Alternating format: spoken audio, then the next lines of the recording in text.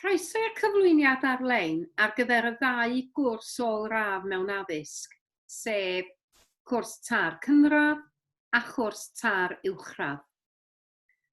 Fy enw I ydy Delyth Roberts, a fi ydy cyfarwyddwr y cwrs TAR cynradd Caban Prifysgol Bangor. Enw cyfarwyddwr y cwrs TAR uwchradd ydy Rhys Coetmor Jones. Dwi'n gobeithio yn ystod cyflwyniad byr hwn y medra I rannu ychydig gwybodaeth â chi am y ddau gwrs TAR. Mae'n debyg os yr ydych chi wedi clicio ar linc ac wedi cyrraedd y fideo hon, fod gennych chi ddiddordeb hyfforddi I fod yn athro neu'n athrawes, boed hynny yn y sector gynradd neu yn y sector uwchradd.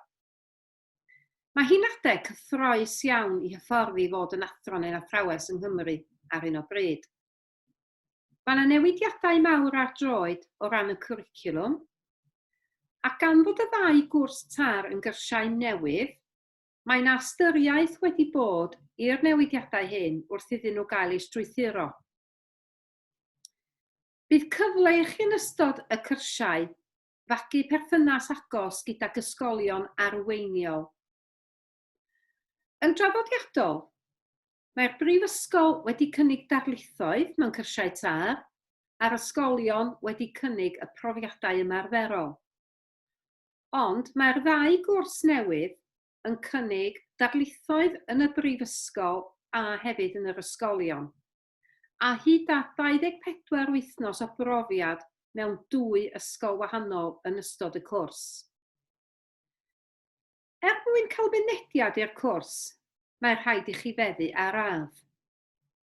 Ar gyfer y cwrs cynradd, mae gofyn I radd fod yn radd sydd yn addas ar gyfer hyfforddi fod yn athro neu athrawes cynradd. Ar gyfer y cwrs uwchradd, mae gofyn I ganran o radd fod yn gysylltiedig ar pwnc yr ydych chi'n dymuno hyfforddi I fod yn athro neu'n athrawes ynddo fo. Mae yna ofynion o ran graddau TGAU hefyd.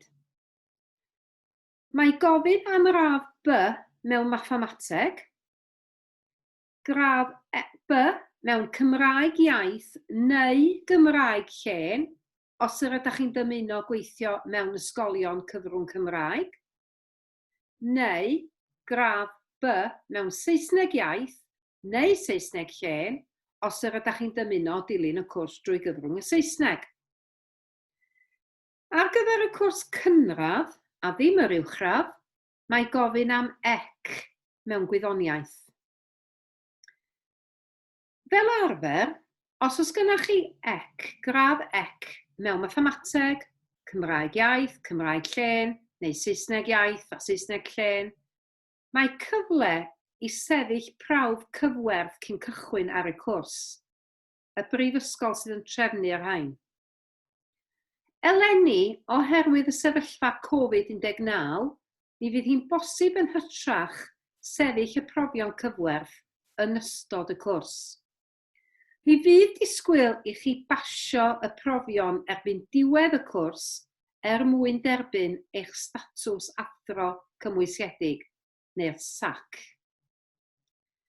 Yn draddodiadol, rydyn ni hefyd yn gofyn am brofiad o fod mewn ysgol, yn arsylwi neu'n gweithio am gyfnod o bythefnos cyn dechrau ar y cwrs. Ond oherwydd y sefyllfa Covid-19, rydyn ni'n sylweddoli bod hynny yn mynd I fod yn anodd iawn eleni. O ran ariannu y cwrs, mae'n bosib derbyn mwy o wybodaeth ar darganfodaddysg.cymru. Mae yna gymhellion ariannol i'w cael, a mae'r rhain yn gallu amrywio, yn dibynnu ar y sector ydych chi'n ei ddewis, neu os ydych chi'n dewis dilyn y cwrs drwy gyfrwng y Gymraeg a'i peidio. Ond mae cymhelliant ariannol I fyny hyd at 20,000 o bunnoedd ar gael. Felly mae'n bwysig eich bod chi yn gwirio beth sydd ar gael ar y wefan. Rydw i'n gobeithio fy mod I wedi llwyddo I rannu ychydig o wybodaeth â chi am y ddau gwrs.